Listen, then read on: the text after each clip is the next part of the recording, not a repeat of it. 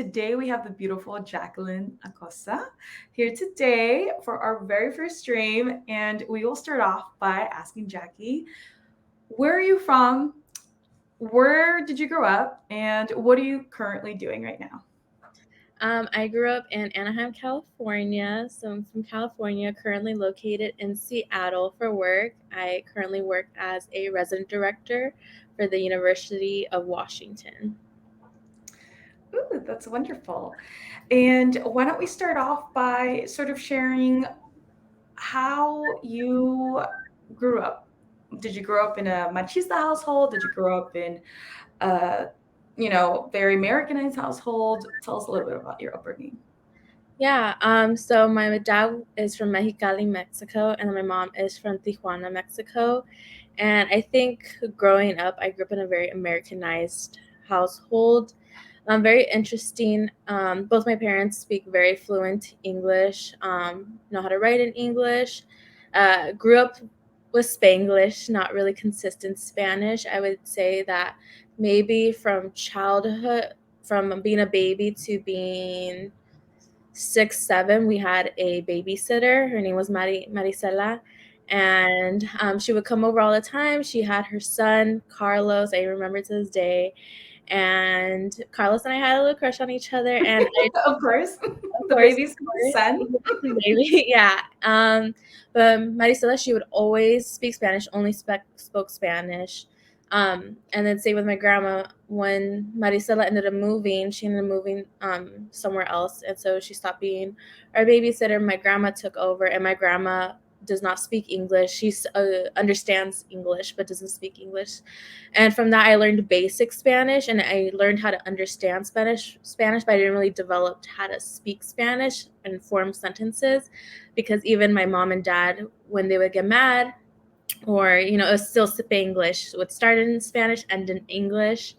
And in terms of just like upbringing, I think still while I was like Americanized, I think it's very traditional like expectations of like what it means to be first the eldest daughter. I have a younger brother, Matthew, an older brother, Jimmy, but I don't Jimmy didn't grow up with us. And I think there's still the expectation of taking care of my younger brother, even though it was one younger sibling. A lot of things that my younger brother is able to do, I was not able to do. I couldn't go over to a friend's house. I had to take care of him. I was cooking for him, helping him do homework, signing field trip slips, filling out permission slips, all of that, and ensuring that my brother was like taken care of, while also taking care of myself. And then, yeah, I think that's just a general aspect of like my upbringing. When I met you, because Jackie and I do know she's my best friend, disclaimer. When I Very, met you, very I thought it similar. was so fascinating. I think you were probably one of the few people in my friend group that I knew whose parents were immigrants, but were so Americanized. And I'm kind of interested in knowing, did your parents, were they the youngest that they came to this country and their siblings were like, hey, we're established, go to school, and they learned English? Like, what was their background like? Because So, my parents, they went to the fields. yeah, it's so interesting. My mom and dad had vastly different experiences and when they came to this country.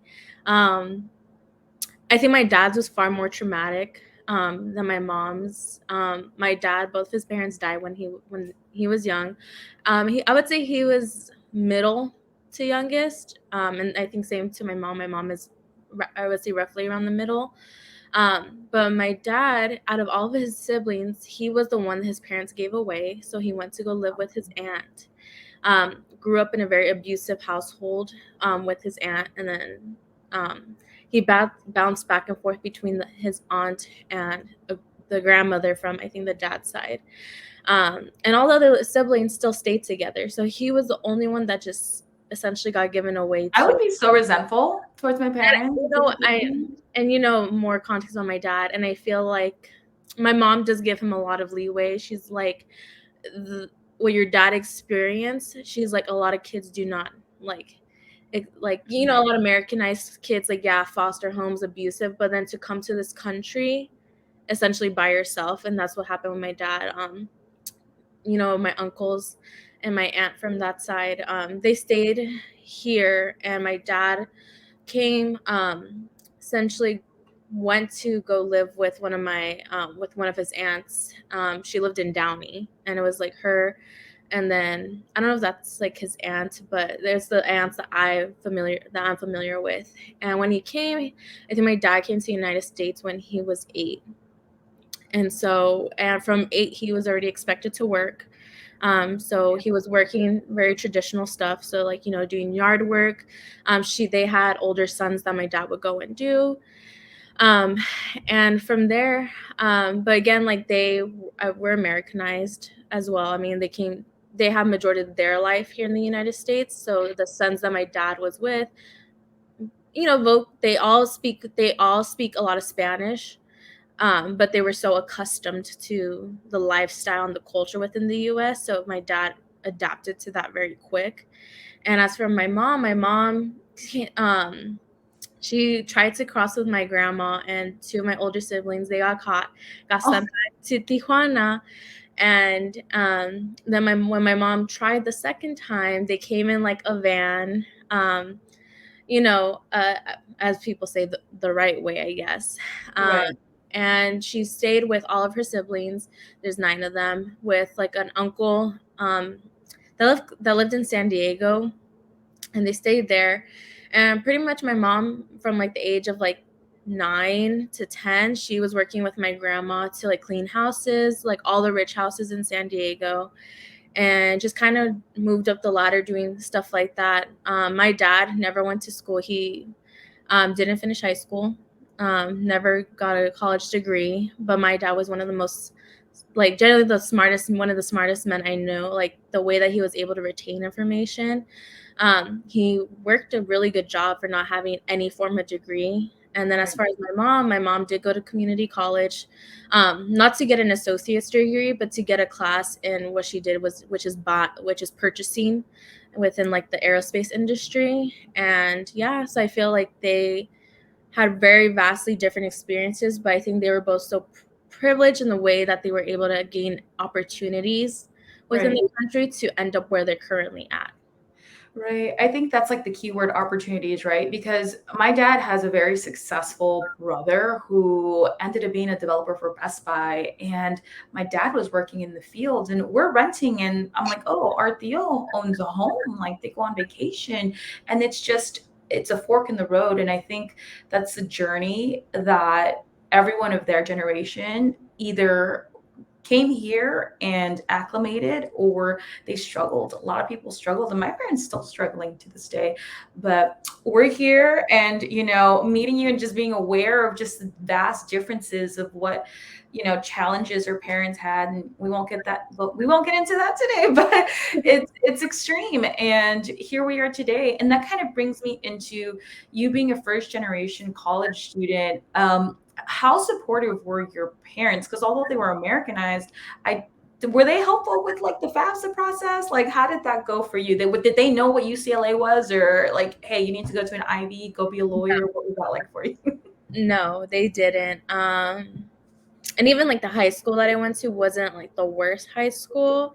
The counselors, I mean, didn't really talk about college really, at least not the way that I felt. I feel like if like in my high school, if unless like you were like the top 5 in the class, which I was not, and if you were not going to an Ivy League, it was kind of like, You were disregarded. yeah, That was yeah, exactly what it was like in my high school. Like if they didn't consider you to be the top ranked kids that had like the amazing, crazy GPA, they were just kind of like brushing you to the yeah, side. exactly. Yourself. So my parents really didn't do that. They didn't really help me or ask me like how college applications were going. Nothing. It was just more like, oh, hey, I got into this school. Um, I mean, yeah, my mom was like, oh, here's the money for the tuition to the application fee. And that was pretty much it. It was more like, hey, I got into these schools. I'm going to go to this school. This is what I'm majoring in. That was pretty much it. I think FAFSA was really frustrating. I don't know why. I just asked. I think like you always see those like videos on like TikTok that's just like, oh, when you ask your mom or your parents for like the tax information, they get frustrated. That's exactly how my mom and dad were. they would just get so mad at me. I'm like, hey, like, how much do you make for this? Or like, what's the answer this to this? And then like, I don't know, it's just so annoying. You know what's so funny is that now that I do my taxes now, the IRS has like a direct link that you can link your TurboTax. Yeah, I was like, where is that for FAFSA? Like, why haven't they figured that out? they did have that. I think probably my junior year in college. Okay, But like linking it to my mom's and like a lot of this, and I think that was a lot of it too. It's just like even with helping with Matthew, my younger brother, if I was doing stuff on behalf of my mom, it was like, it still had to be sent to her email. So there was always like this irritation of like me, I think, trying to help her out by like, oh, I'll help you filling everything out. But at the end of the day, you're still my guardian. So it has to be filled out under your email. And so, right. hey, mom, like, what's the password or like verification code and stuff like that. And Jackie, we had that same she would struggle. get My so mom didn't even have an email. We had to make one, and then amongst the siblings, we'd pass on the information and we get so mad, like, what do you mean you don't remember the password? yeah. Like, So she would get so irritated. She's like, what do you need my email for? And I was just like, ma'am, I just help me help you. right. Like, do you want to go to a home? I'm just kidding. Yeah. And so I think in theory, and this is probably like the experience, is like they're so supportive, but they don't really understand what it actually takes to get to Right. college, and not even that, the life of of being a college student. This is what I tell even all the current students that I like talk to and oversee, is that there's like this expectation of like, yes, you need to go get an education, be essentially like the major careers, right? A doctor, a lawyer, just someone high up there. Right. That's what they came to the States for. But they don't understand, I think the experience like of being a college student and like what and how that impacts your familial expectations and obligations, especially as like being a person of color. It's just like you Yeah. have those mandatory obligations being at home, and it's just like, well, I'm staying at home, I'm staying at school and studying. Those conversations were like being very hard. And then also on top of that, I was working 4 jobs for a lot of the time that I was in Right. college. And so it's like, and that in itself was really I think, yes, people say like, oh, well, you're a middle class, and like, yeah, I definitely was privileged in a lot of the experiences and opportunities I had versus middle class. But I think that also placed me in an awkward space where my parents were considered or were middle class, but they couldn't pay out of pocket for college. Right. I was not getting any form of financial aid unless I was taking out a loan. So my only option was to pay out of pocket. Right. And you brought up something amazing. I think you probably, because Jackie is, how do you want to say your age? She's a few years younger than me, just a couple, right? So when I met her, she was a freshman, and I was either on my second or third year out of the university. I think you were halfway through. Yeah, I was halfway through done with school, and I meet Jackie. She has 3 jobs. She's taking 18 units, and I'm here thinking, like, damn, I'm lazy. Like, who is this girl? Like, I'm like, really? You had a social life. You were involved in student government. I think at the moment when I first started college, I didn't think it was capable. I didn't think I was capable, where it was a thing to truly grind it out. And meeting someone that was just grinding it out, when did you figure out, like, was it your freshman year, sophomore year, like, I'm going to take 18 units, I'm going to have multiple part-time jobs? And how did you not break? Because you're dealing with school, but you also have a personal life, and you have all these different things to manage. I think I saw you break over romantic things, but never over your education, never over school. How did you handle that? I feel like when it comes to like something that's like mandatory, it's not really an option.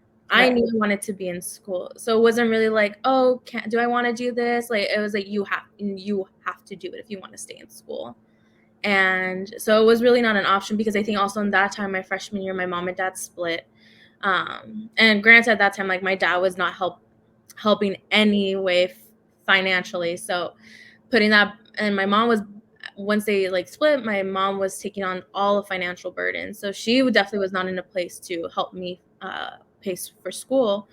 I didn't get some sort of aid till probably like my junior or senior year of college, but it was not an option. So it was like I I also want to add, hold on, I'm sorry, Jackie, but she was also commuting from Anaheim to Alhambra, Casa LA. I think that was probably like my biggest like whoa, because Jackie would hang out and she'd be like, "All right, I'm going home," and it's late, and she's on her way back to Anaheim. And I was Yeah, just and I oh was my always taking and I was always taking 8 a.m. classes too. So right. I was always leaving home like at 6:15, and I was still barely making it like to my 8 a.m. class because of traffic. So yeah, I think I feel like probably more it hit me more my sophomore year, like that break, and I feel like during my sophomore year, I don't feel like I had mental breakdowns, but I felt my body deteriorating because I was sick every week. Oh, Like every week I was sick. I was just so exhausted of like maintaining that. And because and I feel like the social life that you saw also was just the social life that I had at school, right, right, because yeah, I was literally working. Like if I wasn't at school, I was at home. And that was like sleeping for the 4 or 5 hours. And then on the weekends, I was literally working doubles. So I had no social life really outside of anything that was going on in school. Um, but I think my junior year, I ended up quitting one of the jobs. And I think I was taking more on with like student government. And I think my mom was slightly in a place that was more financially stable. And I think there was also the expectation that my brother would help more, even though he didn't help as much, but yeah. helping more. So I think that helped alleviate some of those obligations as well. So it wasn't even like I chose to. It's kind of like I had to You type had of to. thing. I Yeah. think that's like another component of being first gen is you don't want to be a burden to your parents, especially once you have an understanding of the real world. It's like, oh, my mom has to pay rent, pay the mortgage, pay the car. Like, she can't afford to send me money for groceries. I remember the year I was there, I can tell. All the kids, everyone's parents were like, they were sending them money, they were paying the bills, they weren't even on FAFSA, and it made me feel like horrible when my parents would try to send me money because it's just like, no, let me try to go do a work study. Let me try to go do something because I don't want to be that burden, knowing that my parents have to take care of other kids as well. And so I truly commend you for all of that because you're grinding it out, woman, and you're amazing. And I think it just speaks on your drive and your passion to just not only do so much for your family, but push you to the career woman that you are now. And I did also want to kind of ask you, how did you establish your major? How did you know, like, okay, I'm going to go into policy, I'm going to go into public admin? I mean, not public admin, that's me. Higher education. At what year in college did you make that Ooh, choice? I feel like I've always been all over the place. I think when I was a kid, there was just like a running joke within my family, like, oh, she's gonna be a doctor. I love telling this like cute little story. It's just like my mom got me like those like fake first aid kits, right? That's like the plastic boxes of like band-aids and all that. So whenever Yeah. Matthew would like fall, I would like run out with my like fake first aid kit and like try to like put a band-aid on Matthew. I'm like, oh, it's okay, it's okay. And so my family was like, oh, she's gonna be a doctor. And then it was probably like in high school, because in my program or in my high school we had ROC, which is like the classes to get certification or license or whatever. And I was taking the pathway to be a CNA. Then I realized I'm like, I don't want to see. Really? I didn't Yeah. know that.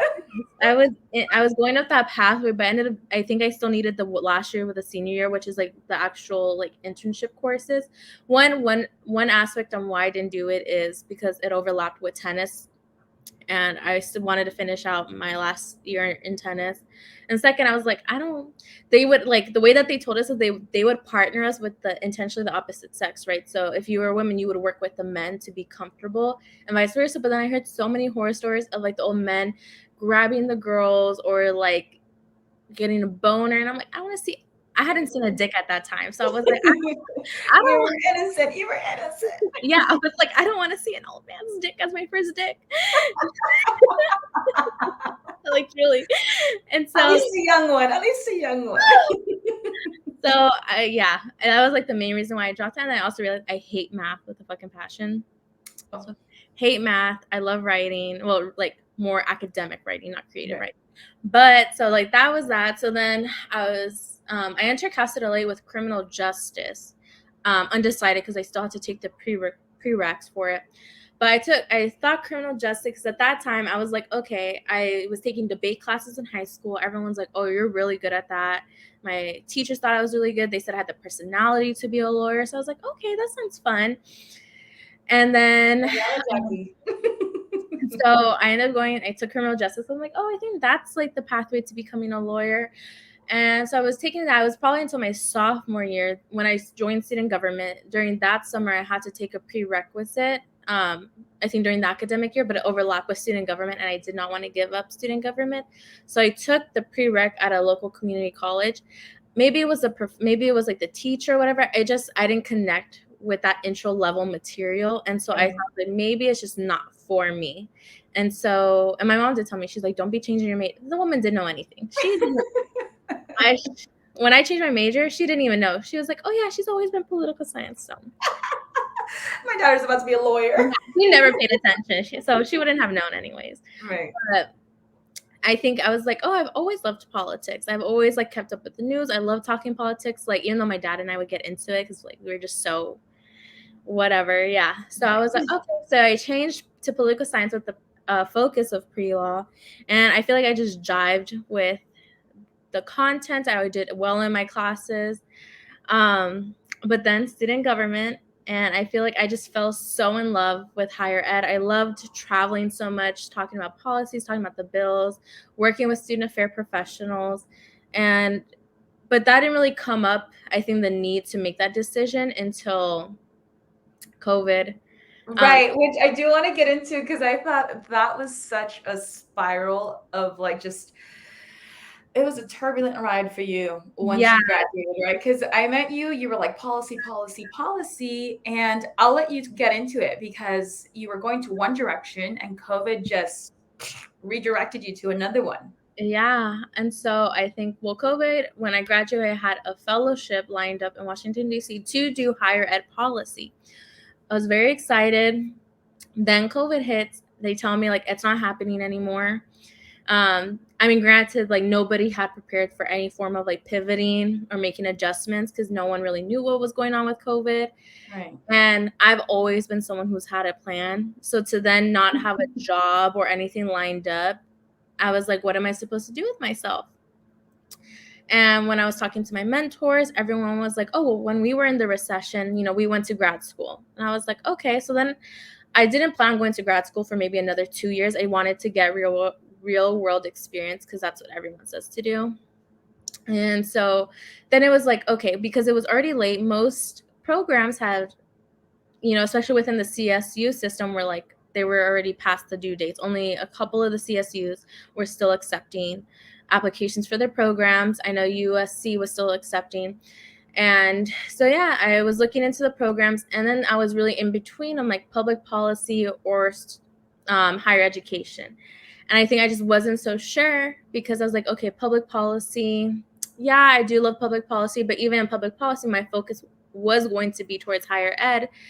And when I was looking at a lot of jobs for public policy within higher ed, a lot of them were, they didn't even say public policy. They said like a degree within higher education. So I was like, okay, I'm going to do that because at the end of the day, my goal was to be a university president and is to be a university president. Right. And so I felt like I could do more to what I wanted at the end of the day with a higher ed degree. And if I did want to at some point in my life to pivot to public policy, I could still do that with a higher education degree.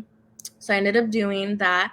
And then it came down to like applying to some of the schools that were still accepting. So like Long Beach, Northridge, I think Fullerton. And then, I applied to the schools, got into the schools, but like in the back of my head was still USC because I went to Casa de Ley. I don't regret my experience within Casa de Ley at all. I feel like that really shaped me. And not only that, gave me like a sense of identity, especially with like my Mexican heritage, my Mexican identity, because I didn't grow up with any of that. So I was going to ask you that too, and let's pivot and then we come back because knowing you grew up in Anaheim and that was a predominantly Asian community. Transferring over to Casa de Ley, which one experience that I love about Casa de Ley in contrast to any other university, it is predominantly Latino. Like that is it. We are the majority. Everyone else is the minority. So you coming into that and you're speaking on that, what was it? Was it a shock? Was it easy to acclimate? Were people saying like niña fresa con el nopal en la cara? You're presenting like No, I feel like that was more commentary within USC. But Okay. but yeah, I don't think it was weird. I just think there's just like things of the culture I was not familiar with, because even growing up, my mom, I would say, was definitely the more Mexican between my mom and dad. And my mom's side is very like very old school Mexican, very traditional. Everything about them is very traditional, but we rarely ever saw that side of the family. It was always my dad's side. And I think that was like in the machismo, right? The dad, like Right. my dad decided where we were going, who we were spending time with. And it was always my dad's side. My dad's side was very Americanized. They didn't really practice anything culture wise, or, do anything that was like traditional. And so, coming to, and then even in upbringing, like middle school and high school, all my friends were Asian. And I wouldn't say that. I think the population in Anaheim is, I would say, Mexican. There's like 65% Mexican, but we're so close to Garden Grove and like a lot of those Asian cities.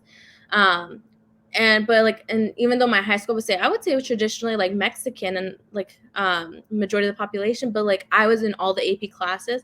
A lot of Right. the students were Asian in the AP classes. They weren't Mexican. So that was just who I like surrounded myself with, and the people who were joining tennis also like Mexican. Well, you know what? Another thing too that distinguishes Cal City LA and like SC is Cal City LA had a lot of first, second, and third generation Latinos. So Mhm. that's probably why you weren't getting that discrimination or that like sort of side eye from any of us, because you're experiencing everyone. It's such a melting pot of different generations. So kind of speak on, well, let's revert back to SC, and then we can talk about your Latino experience there, because it's a drastic difference. I definitely remember you contemplating even applying, and it's like, what's the worst that can happen? They're going to reject you. And side note to everyone listening, SC accepts everyone to their master's program. Like, apply. If you're thinking about it, just apply. If you're willing to pay. I was not going to pay a lot of money for that, but go ahead.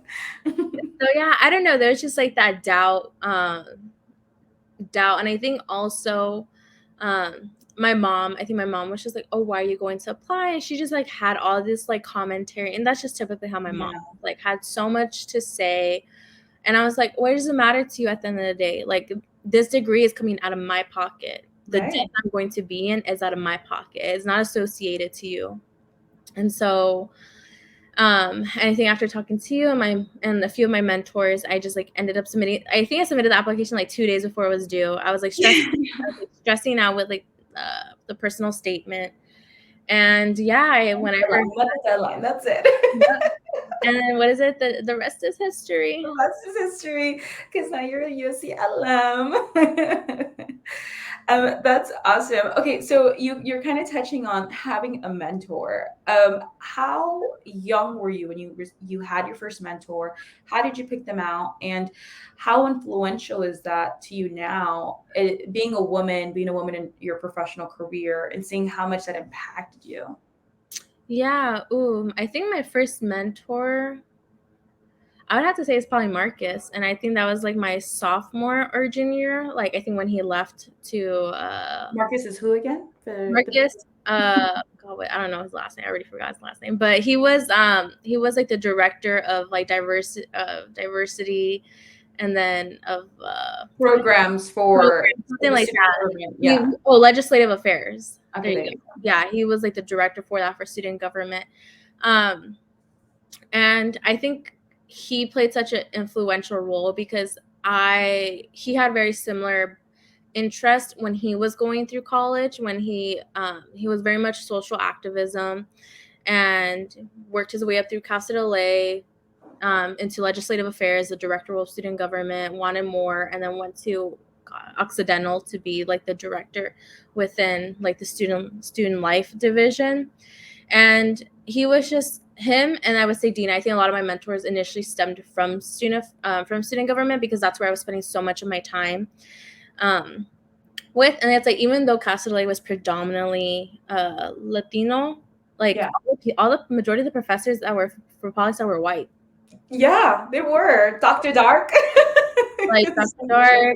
Dark, Colbert, McMeekin. Like I can't really think of any of the professors who were Latino. Lim was Asian. I Yeah. think he was Japanese. Yeah. So I feel like even then I didn't like resonate. There was nothing about them that I resonated with for me to like confide in them or to Right. seek anything like any sort of like advice career wise or like oh, this is what I'm thinking type of thing.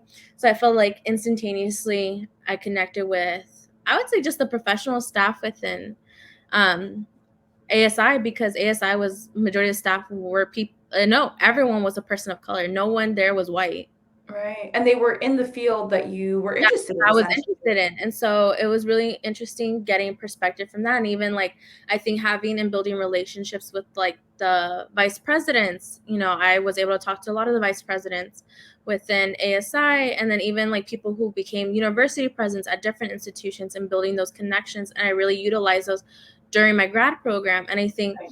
really building those relationships with women of color who were moving up the ladder for me gave me clarity about like what to expect moving, essentially trying to move through like career trajectory within the field itself.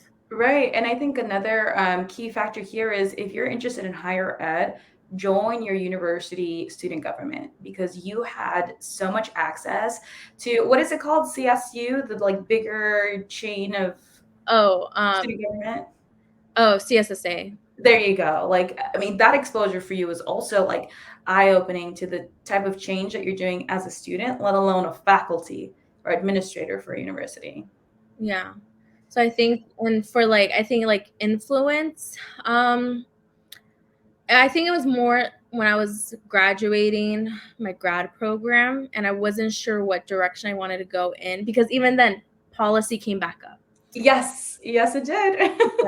So I think I don't think my interest for policy will ever go away. I feel like that's will Hold always. on, can you please talk about that fork in the road as well? Because Yes, that, I I feel remember going. I feel like it will always come up, and Right, so I don't know if I have to like just dive into it or whatever, because yes, it came up when I was graduating. The campaign for college opportunity was hiring a student affairs manager that essentially did like leadership institutes with like students who across all of California who were interested in like social justice activism and public policy. And so doing like a whole leadership institute of that, working with like the community college system, working with the UC system, the CSU. So that was something that like I was so passionate about. I was like in the process for doing that. But I don't know, I was just like, I ended up jumping in with full on student affairs and doing my current role, which is resident director. So working within Res Life. And I don't regret it. I feel like I'm really happy with it. right, But I think that even then again, when I part of like my onboarding for the job was to meet with our executive director of housing and food services. And even when I was talking to her, and she was like, "Oh, like what where do you see yourself?" And she was just, and she instantaneously, she's like, "Oh, like you should be a lawyer for higher education." She's like, "I just like see that in you." And I thought it was so funny because I did talk to my professor, I think in my program, because she was a lawyer for the university, and she always gave me really good feedback on my assignments, and would say like, "Oh, like have you considered going to law school?" And I was like, "Yeah, like I really did think that's really what I wanted to do." And we would have conversation about like what that would look like. So I feel like I've always had like the option between like public policy, law, and then like higher ed. And it's so funny how like in different aspects of my life it has like presented the opportunity or the right. competition. So I don't know if like that's a sign from the universe. It's like maybe go back. And It might be. It might be. The next fork is going to a few years down, but if it does, I might go back to law school. you'll have to. You know what? You're so young. You can, kind of take a little like left turn to do policy for a few years, and your resume is so solid with like admin And I work that think, you'd be able to yes, revert back and I like think no problem. yes, and to that point, I think that's also why I chose to dive into student affairs, because I had so much experience with ASI and working with student government. I didn't want my resume to be only student government, especially because I knew later down the road, even if I did policy, even if I did all of that, I knew I wanted to end up in the field of student affairs towards like the end of my career. And so I just wanted to gain that experience. And I feel like not to say like I know everything about public policy, but I feel like I had at least very good understanding. And I felt like my current role had so many skills that I would need to develop in order to be a competent and successful university Right. president. So I feel like for me, my first really professional role out of grad school, this was going to be the most beneficial for me. Right. And I feel like I might not be lacking in questions because I know your life and I know the trajectory that you've taken and everything that has occurred. But I think a huge component to everything that has come to your lap has been a combination of your drive, but also the network, right? So your network within ASI got you that possibility because you knew someone that worked within that facility. You were able to connect with someone.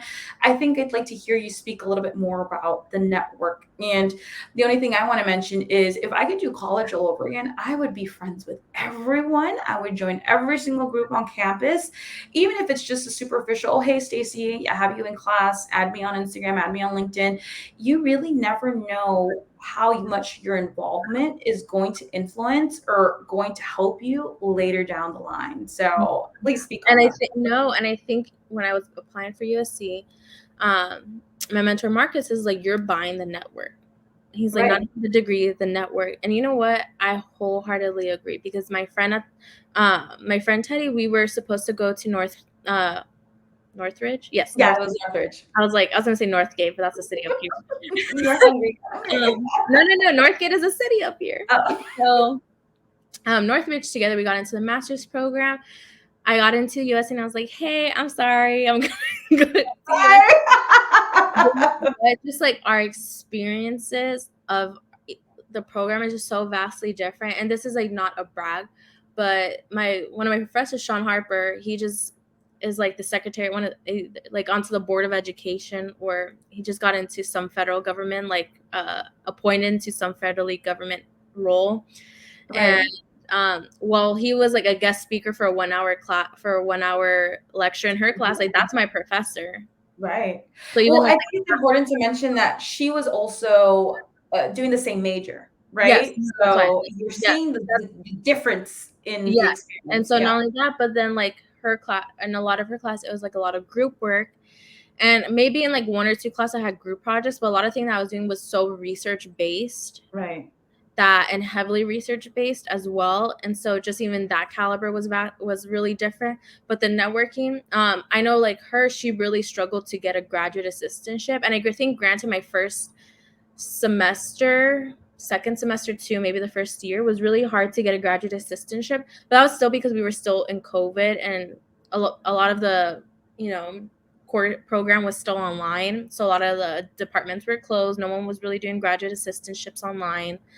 Um, but once like everything opened up, like all the opportunities happened, I remember that I even started to second guess if I was in the right program or if I Right. made the right choice joining student affairs, because I was applying to graduate assistantships and I was not getting anything.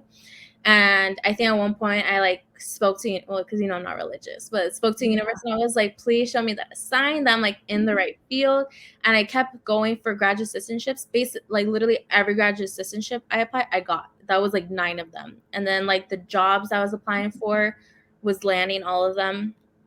And so like that was like such a confident booster. But even in like the quality of graduate assistantships as well, like working for La Casa, working for like Viterbi, which is like the School of Engineering, like marketing, really like I became so well rounded in different areas of student affairs. And not only that, but like the caliber of people that were working within these departments, a lot of them had really great jobs from amazing universities, were like really well known within like the student affairs area. But then also like that's where you also saw a lot of like nepotism too, because you would see like Right. people were like, oh, I know them, and then word would get around and say like, oh, well, they know them from like this school, or they went to school together here, or blah blah blah, right? And but like even then I feel like a lot of people don't have like the networking ability. They're like, they'll have someone at as their boss and they'll be like, oh, okay, that's cool. But me, I was just like, what can I learn from you? And I liked having conversations with them, and then they'd be like, oh, like, yeah, let's get a coffee. It was not weird. And I think one thing that I really appreciated is while I was a grad student, they saw me as like a coworker, as a peer within the field of Mhm. student affairs, not like, oh, you're just a grad student. I'm not Right. coffee with you, and really helping me to like develop my resume, my skills, especially my interviewing skills. Just it's so crazy how much my interviewing skills had changed from my first interview to my last interview when I was in the job hunt. And so I think like networking was so important. I think that really also opened the doors to me when applying to jobs, because I told you I was like almost every job I applied to, I did not get rejected for. I at least got a first interview. And I don't want to say like that was only on USC. Like I know I worked my butt off to really diversify my resume. That I would say Right. also opened the door. But I think just knowing like the right people, and like the people that I talked to, I'm just like they're like, oh yeah, I know someone at that school. Oh yeah, I know them. I think you touched on something so important that yes, having a network is amazing, but knowing what to do with it. And not only that is how do you present? Are you improving yourself? Like the mentors that you're choosing and the people that you're working under, you have to start learning how to analyze people and how to emulate people. Like, oh, this person presents really well. Let me go grab a coffee and talk about presentation, or how do I gain that opportunity? How do I perform well? If you have an office job, even as a college student, make sure you're the best admin assistant or the best whatever you're at, because these positions are only going to be stepping stones and just layers on your professional foundation. And you don't realize that until you take your first job and you're like, oh, am I kind of like loosey goosey, chimichanga? I don't really have a good work ethic and or work decorum, right? Where it's like I get, praised for my professionalism, my organization, my etiquette, but that's because when I got my first job, my first boss, Susan Stowe, everyone hated her, but that woman, she was so sharp, concise, and just straightforward. I think that's also another thing that people need to think about, right? And we've spoken about this hundreds of times. Like, you need to know how to present yourself well and how to use your network. And most people want to help you. Most people want to help you grow, especially if you're talking to people who have already established their career. And Yeah. I think you do that quite well. Yeah, no, it's definitely true. And I think for me and like even my boss at the time at La Casa, we would say like, some of the undergrads working in the job, for them it was just like, oh, I'm here to clock in, clock out. I don't really care, which is fine. Like that's not to say like that's your career, that's your job. But to Mhm. me and just like growing up, my dad and mom had excellent work ethic, never late to work, always on top. The boss needed them. Granted, now we're in a culture of like work life balance, but before then, it was no, like you grind as much as your boss Right. needed you. But guess what? And it wasn't always the case, but I think my mom and dad had really good supervisors and bosses at that time that really saw that. Because my dad, like I said, my dad didn't have any form of education. My dad's boss at the time was like helping him move up the ladder to get real. My dad was making like 130K salary with a man with no degree, Yeah, because that's amazing. my dad had amazing work ethic. So for me, it did not matter what job I was working, cashier at fast food restaurant, whatever. I You're made the best sure cashier. Yeah. I made sure I was the best of the best and to excel. So that people, when they saw me and thought of me, they're like, oh, Jackie has amazing work ethic. Oh, I can Right. always rely on Jackie. If there's an opportunity, oh, let's give it to Jackie because Jackie always executes.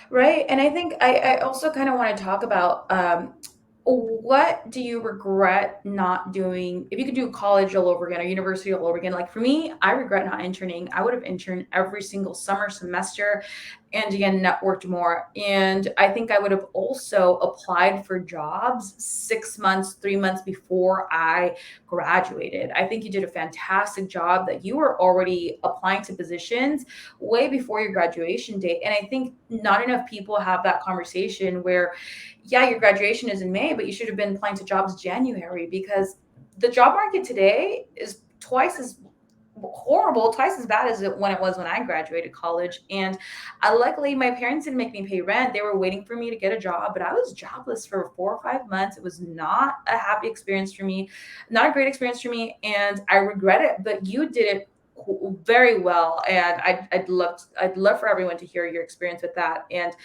how you would recommend people go about doing Yeah, the exact same I thing. feel like, well, one, in terms of like regret, I definitely agree. I think interning, I think it becomes hard also because most internships aren't, like, let's be real, internships aren't paid. They're Very not. rare is an internship paid.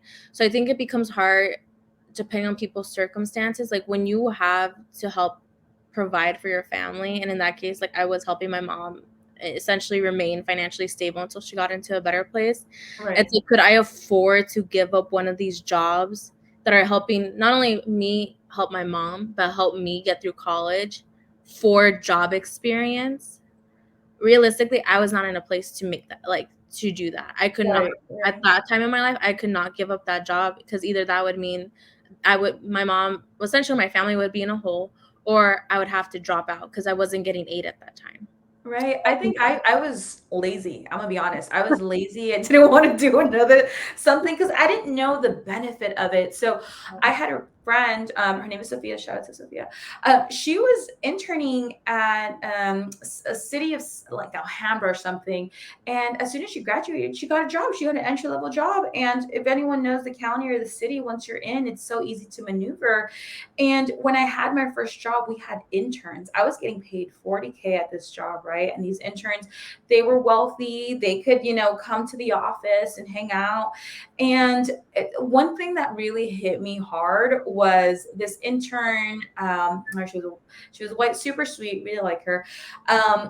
She's like, yeah, my first job out of college, 60K. And I'm like, damn. I was like, damn, like that really had me reevaluating my life. And she was so sweet. She was like, oh, but after taxes, I basically make 40. And I was just like, girl, after taxes, I basically make 20. But it was sweet. It was sweet. She was trying to be, Oh, you don't know a thing.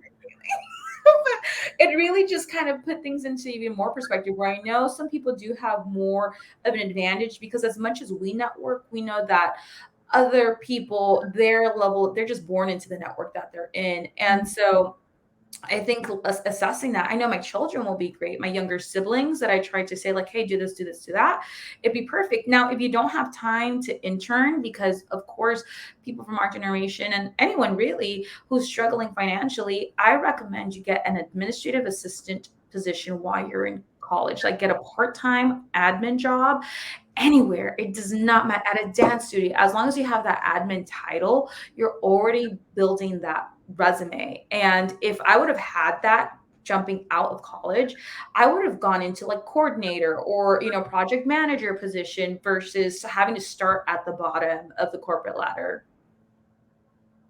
Yeah, and I think with like preparing for jobs, I think it was my first year in grad school. I just learned so much from that like cohort that was graduating. A lot. Yeah. I mean, a lot of them are in really good places now. And they're in good jobs.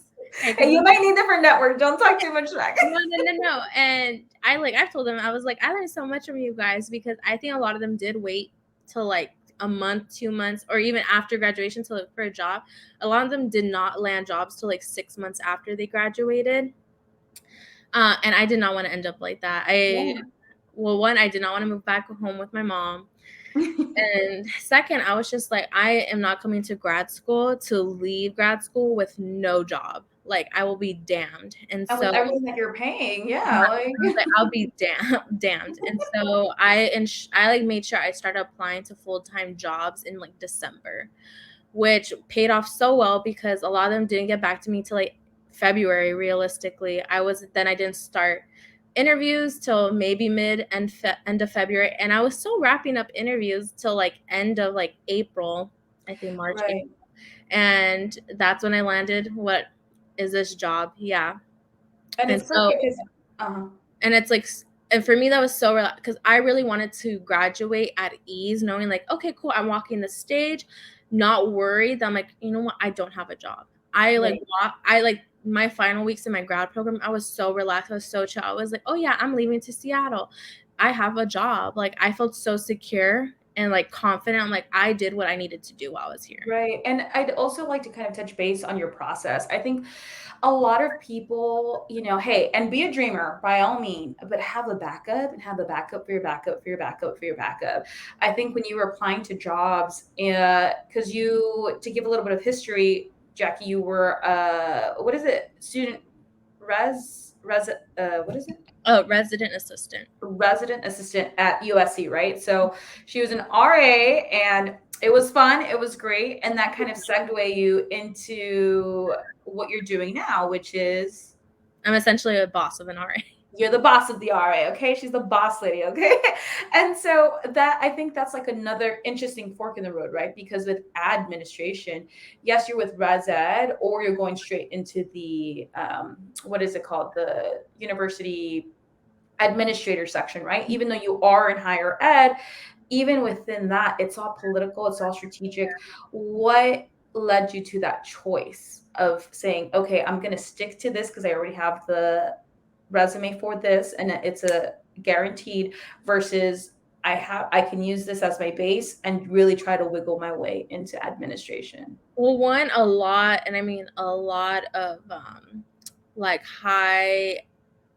high-end administrators have started off in res life, and I say that because when I did my grad research in my program, like my proposal or my paper with my partner was the career trajectory or the impact of career development or professional development for women of color. It was a long ass title. Women of color and like career something like that, right? And when I was interviewing these like vice presidents, president, provost, department heads, deans, like a lot of them were like, oh yeah, I started off in like res life.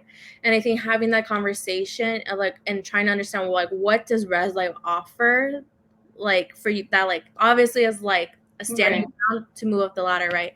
And I think having that conversation, in order to be like a high-end administrator, you need understanding of student conduct. You need to know crisis management, emergency response, um, essentially working with like FERPA, Title IX, all those, you know, like legalities. And Right. also working with like supervisors, building management, fiscal responsibility. Like this is such an area that like if I do advisement, great. I know how to, and even in this role, I do advisement all the time.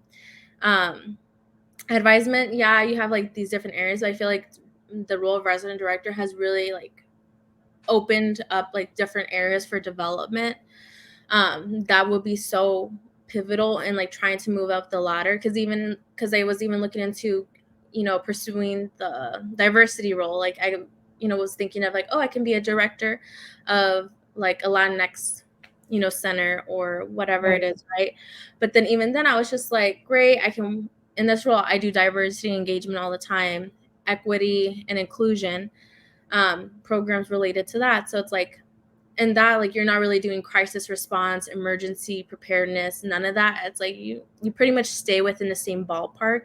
But this was really the only role as an entry level job that like had such a wide role of like different things to like develop, that was like that's going to Right. be so instrumental when I decide to leave res life and going to help me land a job, because I will essentially know how to do almost every different area within student affairs. Right. And I think that's another great point. As a professional, you need to learn how to sell your current position and fit it into any other position. Like learning how to resume write or just even like personal statement write an interview is learning how does this translate to this, even though they're two completely different roles or and they're in two completely different fields, where it's such an important skill set to have. Because again, you go back to your interviewing capabilities.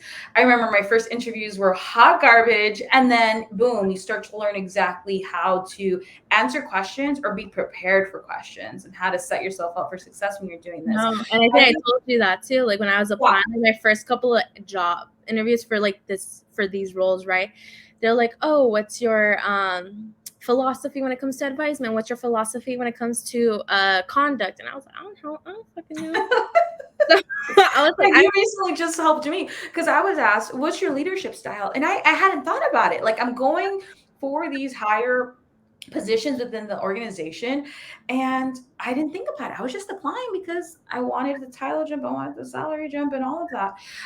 I think something else that I think you're an all star for this is moving out of state. I think if you are a college student, a grad student, thinking about your career, think about moving.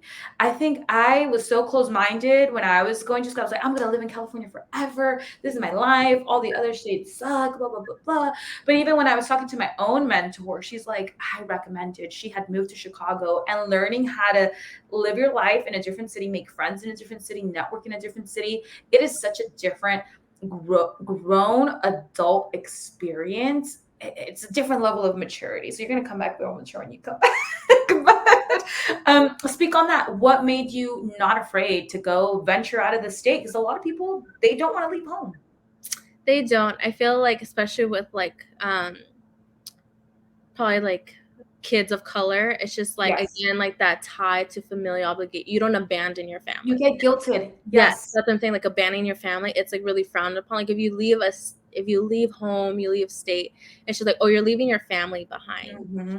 I would say, again, I'm so lucky to have the mom that I have. My mom never saw things that way. My mom has always been, I would say, she's, my mom, she's very Yeah. open-minded. She's really understanding for the most part. And some things my mom has definitely had her comments. She's like, don't do this, don't do this. I've never allowed whatever my mom say to stop me from pursuing whatever I needed to pursue. And so, but like in telling my mom was very much sad. I know when I told her, I was like, I did accept the job to Washington because I think, I had initially accepted the job at San Luis Obispo. And Right. and my mom was like sold on that, right? She's like, oh, you're gonna be in San Luis Obispo, to then be like, hey, you know what? I actually reached out to the job. Yeah, exactly. I actually reached out to them, told them no longer accepting whatever my reason was, and I'm going to Seattle. Like, she was really sad. And it made me sad because, to an extent, yeah, she has my brother, but I think for my mom, that was really her reality check on how much I really helped with Her. Matthew growing Yeah. up, how much I helped her hold the household down. So now to not have me around, she really sees it. She saw it when I moved out to USC. But even when I moved out to USC, I was still really accessible because I was an hour and away. Right. But to not have me around, but I just decided to do the job. I really don't have any reason why, just because when I was applying to jobs in December of 2021, it feels weird saying 2020. But when I was applying to jobs, they were all in California. It was like Berkeley, a couple of like all the really I was applying to like all the CSUs, Right. and I think I was like at one point I just started. I was not applying to any more California jobs. I was applying to honestly anywhere. I think my mind was like, I want to leave California. I didn't really have an expectation of where I wanted to go. I was like, I just need to go out. I've never lived anywhere else. I'm like, yes, I had a boyfriend and have a boyfriend, but even then, I was like, You have to choose your career. I'm like, nothing is going to stop me from experiencing something, because, and as I even told people in my cohort, I was just like, when you're married, when you're engaged, when you have kids, I'm sorry, but you're tied down to an extent, because those are You then are. decisions that you have to consult with somebody else. And we were still early on in our relationship. I really didn't owe him anything. Like, I Mhm. didn't, like, I was like, you know what? Like, I need to do what's best for me. I'm pursuing my master's degree for a reason, to better me professionally. Yes. And doing that, I just started applying to jobs. I mean, Dylan, I was like, hey, I just want to let you know I am applying to basically out of state, and these are all the jobs I applied to. And yeah, I just started applying to jobs, and just like, I think I was getting more and more excited at the idea of leaving California. Again, really not knowing. I applied to like genuinely like Mississippi, Tennessee, Right. Pennsylvania, Washington D.C., Oregon, Texas, like truly all over the fucking place. Yeah, and I think the beauty of COVID that really changed the game for applying for a position that's out of state is now companies are so open to virtual Yes, interviews yes, that do it, just apply. And I think another thing that you kind of touched on is choose yourself. If you are holding back, because we had a similar kind of path choice, right? In career choice, it's like, oh, what if my boyfriend leaves me because I'm trying to take this job where I have to be deployed 6 months and he's not being supportive. I cried for like 2 seconds and I'm like, okay, you know what? I have to do it. I can't do it for a man. I'm not married to him. I don't have kids. And for all the women work like listening to this, you would follow your boyfriend. And if your boyfriend is not reciprocating that and he wouldn't follow you, then he's not the person for you, to be quite honest. And that's all I'm yeah. gonna say. No, there's like the expectation. It's like, hey, if your man is trying to better himself and gets his dream job, because for me, out of grad school, this was my dream job. It was my Right. dream location. It's such a prestige university, and so I was like, this is like where I want to work. And so, like, as a woman, it's just like, oh, if your man gets his dream job, as a woman, it's like expected. You're gonna support your man. Yeah, you want to support them. Yes, amazing, congrats. We'll work out the long distance, right? Or try to, whatever it is. Right. But if like with women, it's just like, oh, you're gonna take a job over me. It's a lot less likely that a man supports like the woman in pursuit of their career. And so I think for me, I'm just like, if he doesn't want to be with me because I'm choosing a job that is sending me out of state, then like it is what it is. Right. To Like me, that's it, because you also don't want a partner that's not going to support you through everything. And here's the thing, if you're a career woman and your man is intimidated by your drive, that's a red flag. Like as much as you love him, it's not going to work out, because then his ego is eventually going to jeopardize your career. And some men like to trap women with babies, so watch out. I think something that's also really interesting about what you're doing now and being out of state, I kind of want to talk to you about making friends, because it's kind of a challenge. You know, you're up there, you don't know anyone, and you're still relatively new. Like, what has your year been like? Granted, I'm like 6, 7 months into it. I think Yeah, it's hard. I think one, they have a thing over here called the Seattle Freeze, which is like no one talks to anybody. It's really hard to make friends. come on, Seattle. Second, I don't know that I really tried as much as I should be. And it's so funny because my supervisor always tells me, she's like, Jackie, when are you gonna get out there? I'm like, leave me alone, Brianna. Hold on, she did try Bumble Friends, or I was did, but granted, I wait, tried. talk about that. It was just kind of weird, right? Well, one, I think I tried it like my first or second week here. I was not in a place to be like trying to like go out and make friends because I was still Right. getting acclimated and accustomed to like my new environment. I was still like in the process of like really settling in. I hadn't settled in into my place. It really didn't feel like my home yet. So, and then personal issues. I think early on with my personal issues, that is the loneliest I've ever felt in my life. Right. I didn't even like want to cry thinking about it. It's like Not being able to real, be there for you is yeah, hard. like it was so hard. And it's just like my mom is really open. I love being able to talk to my mom. My mom has seen me through heartbreaks, through challenges with friends. Right. And like same thing with you. Like you and I, whenever she hit the fan with personal reasons, relationships, work, whatever it was really, Right. especially after moving to USC, I'll pick you, Boom, I'll go to your I'm kind of house, Jackies. you Yeah. over here, and like you were here. So like going through what I was going, like right after moving to like a brand new state, it was so hard. I really felt like I had no one here. I didn't have family. I didn't have friends out here. Um, it was just so, I really like, I never felt as alone. And I'm normally someone who really enjoys my personal alone time and my own company, but that was so challenging. Right. But thankfully I had like two coworkers who I think picked up on my energy.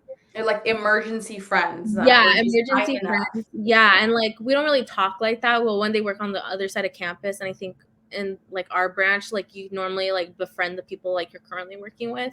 Mhm. But like that helped me so much. And I think after that, um, I go out and do things. I think the biggest challenge too is when I was at USC and like you were so close by, we just went out and did everything together. Right. We had a great time. So I think, and I've always been someone who's always enjoyed my own company. When I was single through undergrad, I was going out and doing my own thing all the time. I had no issue. But I think coming out here, it was relearning to do things by myself. So as simple as like going out to the movies. I go out to movies a lot. I go out and eat by myself all the time. I go and grab a coffee by myself, well, with Jasper, um, all the time. So it's like doing things like that. I feel like one thing I haven't done is like find my niche or my Yeah. interest as an adult, because even you and I had talked about this too, is like, when you're in grad school or in school in general, you're doing classes, you really don't have that much Downtime. free Mhm. free time to really like do hobbies. Um, you're always grinding. And so I think now like I really haven't picked up like well, I think I would consider cooking. Like I love cooking. Yeah, cooking's amazing. I literally have like 2 courses I signed up for. So I feel like that's my like thing that I'm picking up currently. But it's like I don't know, it's like kind of weird. I just don't envision myself, because when I talk to folks, I don't know, I just don't see myself going to like a bar by myself Mhm. and like meeting people like that. I just don't feel like, I feel like that's a little bit out of like my personal comfort Yeah, zone. and people don't really pick up friends at a bar, you Yeah, know? no, I don't like, I just had like a few people like recommend that, and I think there was a lot more pressure maybe my first or second month of being here to like make friends, but then like all my supervisors, all my coworkers were like, girl, it takes like 6 months to a year to really like make friends. And so I think after that I like gave up any effort, like Yeah, all the pressure to like make friends and the just rush, yeah, out. all the rush to make friends was like out the fucking window.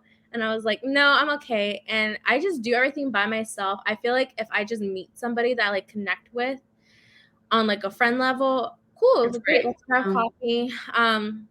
That's pretty much it. I have contemplated about like downloading Bumble Friends again because I'm in a much more stable and obviously acclimated to like Seattle now and like Right. doing that. But yeah, so I wouldn't say I have like maybe one or two coworkers that I enjoy, but I feel like I've always been someone who has a very strict line of like friends and coworkers Right. that I normally. Well, let's talk about it because that could be very messy, and I think a lot of young people and even older people don't they aren't befriending their coworkers. What's your rule? I don't befriend coworkers like that. I just really don't. I can't like. And my boyfriend like points to like when I was an RA, but I feel like even being an RA, that I never really considered that work, and especially a Right. lot of people that I like Because you're befriend, dorming, it's like a yeah, college. norm Yeah. exactly befriended. Like those were people also in my program, so it Right. was just like, yeah, and it wasn't like I was going out with them every day. Like, yeah, I did socialize. We went drinks. You know, you joined us a couple of times, but I Mhm. think like in a professional set, I've never befriended like anybody. I was just like, yeah, like you're not my best friend, or like let's go out. To me, I'm just like, and you just really never know someone's intention, especially where You really don't. who you're working with. And so I just like, I don't know, letting them follow, and like even like now I don't let people that I work with follow me on Instagram. I have my Instagram on private, and not that I'm really doing anything, but it's just like, I don't know, I just don't want someone to see like into my personal life. Let's say one day I forget and I post The something, raunchiness. want it was just like, hey, like I'm not working today on the low key and I'm Right. at home. I don't know, just something. And yeah, so I just like, to me, it's just safer to have like those boundaries. I think to I me it might agree. be different if like what someone moves to a different job and I'm like, okay, great, we got along, you and I did this and that. And that's pretty much it. Like, yeah, you know, I'll catch lunch or dinner with like one or two of my coworkers. We chit chat. We know about each other's lives a little bit, not to like grave detail, but it's not like we're like, oh yeah, let's go bar crawl, let's do a bar. Granted, I think I'm past that for a Yeah, while. we had a good ride. We had a good ride, a Really few years past that. back. We were just I was telling partying my hard. coworker, I was like, I was in bed by like 9:30 for New Year's because my body can't hang anymore. Right, not at all. Oh my gosh. No, I think you bring up a good point, and I'd like to share a little bit of an experience that I had. So, my first job, I had a colleague, and we were getting paid the exact same amount. I was the admin assistant, and she was like a coordinator, right? So we're in the same struggle. She struggles to get her job, and we were just both like, "Hey, we're gonna get out of this company because it was really shitty. They were racist. They were old boomer, 50s mindset. So we were both like on the plan to leave, right? But I could kind of gauge that she always felt like she was a little better than me, right? But I disregarded it because I was just like, you know what? I know who I am. I know where I'm going in life, and I really don't mind. And they were minor enough that I was just disregarding, and I had no friends, and I was also dealing with a very horrible, horrible ex-boyfriend of mine, and she was someone that I was confining in because I think you were back in Anaheim or something. I don't know. We were just not like there as we were now.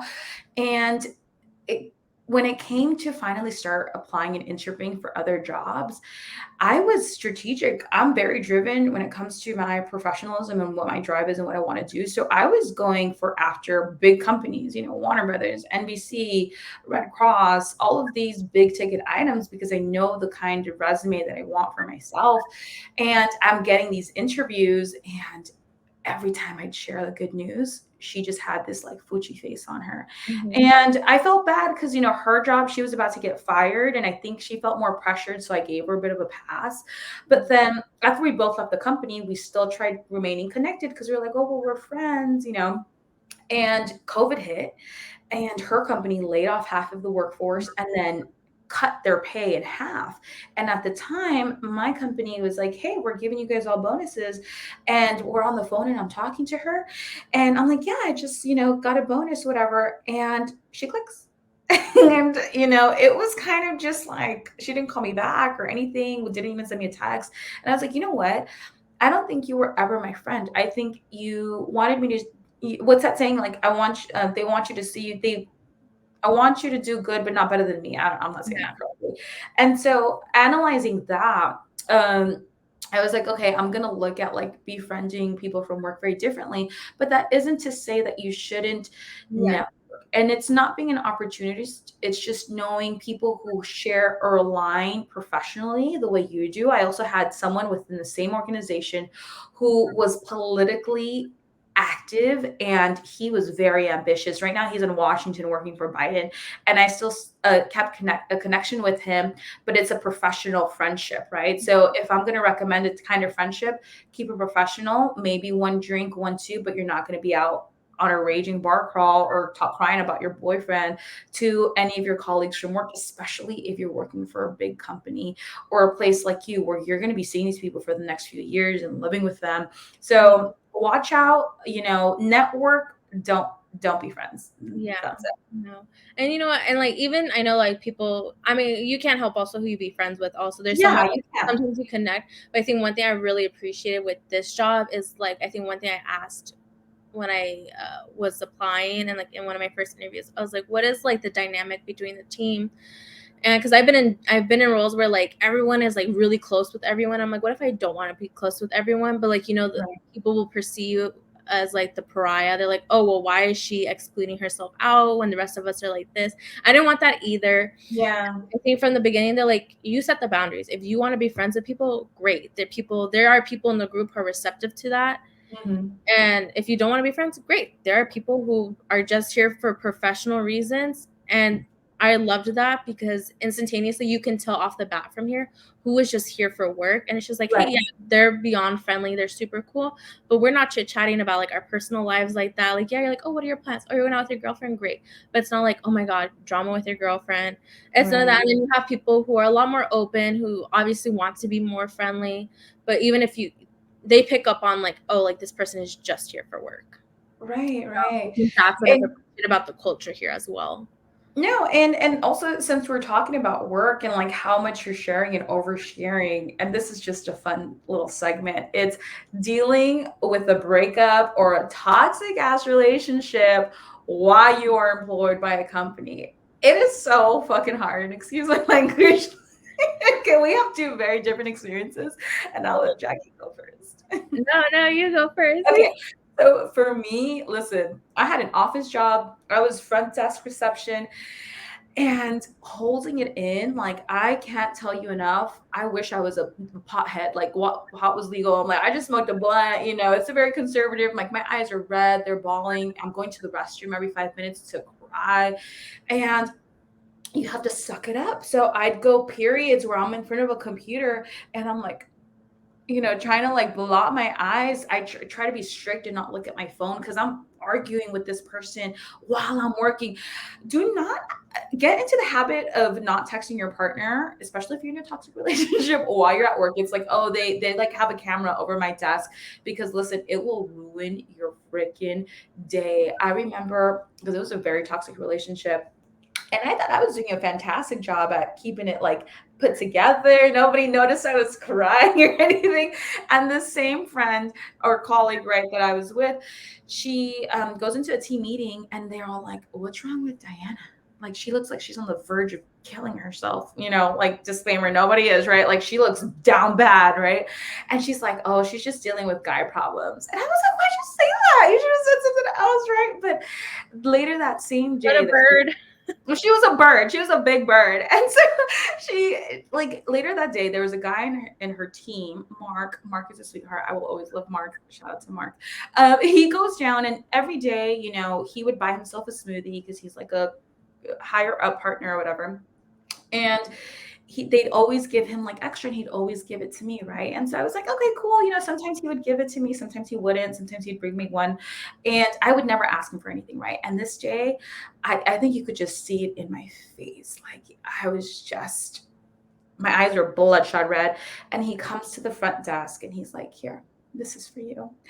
And again, toxic relationship, and I want to cry. Like, listen, Mark impacted me that day. I was just like, Mark, why do you have to be so nice? And he just had this big smile. I was like, stop Like, I making feel so me. bad for you. And yeah, it was so bad. And he was just like, just I hope it makes your day better. Dude, like that act of kindness really just kind of just went over. But I cannot tell you how bad it was because I was dealing with romantic issues and then I was also dealing with familial issues. So the only escape I had was my job. And granted, I hated my job because it was very toxic. So I had to choose out of the three evils which one is lesser than.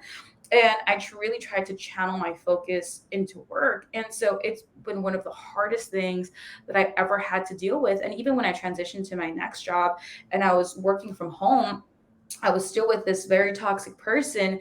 And now I'm miserable at home. I don't even have an escape to go to the office and I can't cry in front of them because then that's another fight. And so I think something that like I had talked to my mentor because I'm like, I need to break up with this person. I can't do this anymore. And I still did not break up with them then. But she's just like, you know what? You'll learn it on your own. But it's like you're crying 24/7. There's really no stop button, especially if you are in a bad situation. And so again, my advice is if you're in a toxic situation, get them into the habit that you cannot use your phone at work because you're just going to be crying all day. I'm no one to talk.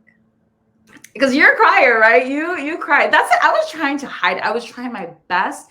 And if I really did cry, it's because I was looking at my phone, and I was fighting and I was like, trying to combat with people. But there are some people who aren't going to cry at all. Okay. And here's another thing. When I met Jackie was a cold hearted bitch. Like that bitch did not shed one tear whatsoever. Later down the line, big old crybaby, just like me. And so I think what was your like kind of a shock when that kind of shifted for you? Because I used to tell myself, I was like, I need to be more like Jackie. I need to just not be a big baby. I need to not cry. And then I I see feel you. like I feel like there's just pros and cons. I don't want to be I feel like I'm far more emotionally in tuned now. Yes.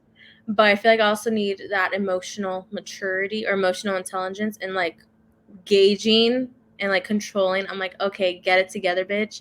And then like, or be fooling your feels. Because I feel like emotionless Jackie was obviously a defense mechanism that had developed because of my childhood. So not showing any emotion, but I saw how that was hindering my relationships. With like not even just romantically, like with my family. Like my mom is like, you don't show anything.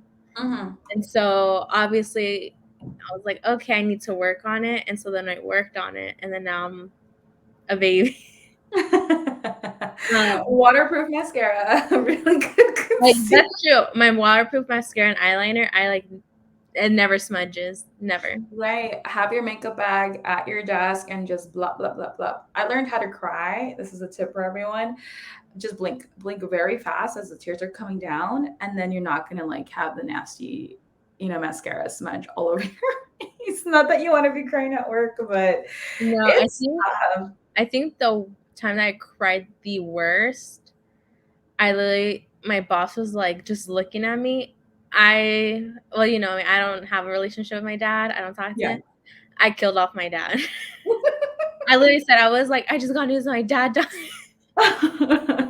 Because they're more sympathetic to non-relationship things. And that's another thing. Like you will have to lie at work for those things. Don't tell them you're crying because your man just dumped you. Like Yeah, your exactly. cat died.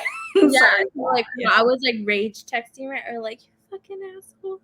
And they'd come up to me, they're like, are you okay? And I'm just like obviously in distress. And I'm like, I'm so sorry. I just got off the phone with my mom. She just told me my dad died. And like on cue, Oh the my God, waterfall tears. And then afterwards, I'm like, I'm definitely going to hell. Right. No, you definitely are. Yeah, you have a whole penthouse down there. No, I think challenges at work, it's like dividing your time or your emotions, and like there is no off button there. I'm gonna clock in. And I recommend everyone watch Severance because this kind of just speaks to that. Apple TV. So good where you can't just switch off what's going on in your personal life. You're going through some devastating times. You're gonna have to clock in. And guess what? While you're at work and you're at your desk doing your job, all you have time to do is think about your life and think about what you're doing. And if you're in a bad situation, you have to suck it up for work. And I think one thing that really helped is your motivation, right? So either you're going to get out of that relationship, you're going to no longer have issues with your family, like figure out what your escape plan is. I think for me, something that helped is like, you know what, I'm not going to be with this guy forever. I know I'm going to break up with him eventually. I need to just think, pause. That is my happy place, right? So it's like with my family, I know I'm going to find resolution. If this is making me really happy, like unhappy, or I'm not going to find resolution, I'm going to cut my family off, I'm going to do this. So again, I think something that you can just coach yourself on is simply finding your exit plan and just reminding yourself like, you know what, I'm going to break up with him, whether it's in 6 months, a year, 2 years. He is not my forever guy. My family are getting cut off, whatever. Just coach yourself with that. And I think that helped me relax a lot, like a lot, because it's like, why am I crying? Like, if I'm not gonna, this isn't my end game. Like, I'm done. And so that was really helpful.